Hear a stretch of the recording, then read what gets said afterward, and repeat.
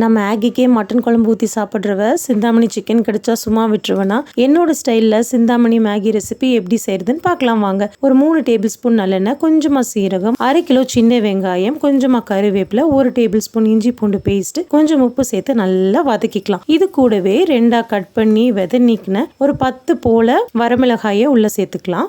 நல்லா வதக்கிக்கலாம். இப்போ ஒரு 3/4 கிலோ சிக்கனை நல்லா கழுவி கிளீன் பண்ணி உள்ள சேர்த்துக்கலாம். கூடவே கொஞ்சம் மஞ்சத்தூள் சேர்த்து நல்லா வதக்கி நம்ம கொஞ்சம் கூட தண்ணி சேர்த்துல. ஆனால் சிக்கன்ல இருந்து எவ்வளவு சாறு பிரிஞ்சு வந்திருக்கு பாருங்களேன். இந்த சிக்கன் சாறுலயே அந்த சிக்கன் வெந்தனால திக்கா இருக்கும். சுட சுட சாதத்துல அள்ளி போட்டு நல்லா பிசைஞ்சு சாப்பிட்டு பாருங்க, வேற லெவல் டேஸ்டா இருக்கும். இப்ப கொஞ்சமா சிந்தாமணி எடுத்துக்கலாம். ஒரு 1/2 டம்ளர் தண்ணி சேர்த்து நல்லா தளன்னு கொதிச்சு வந்ததும் ஒரு பேக்கெட் மேகியை பிரிச்சு போட்டு மேகி மசாலா வேணும்னா சேர்த்துக்கோங்க, இல்லைன்னா வேண்டாம். இதெல்லாம் நல்லா வெந்து வந்ததும் ஒரு பவுல்ல சேர்த்து சுட சுட சாப்பிட்டு பாருங்க.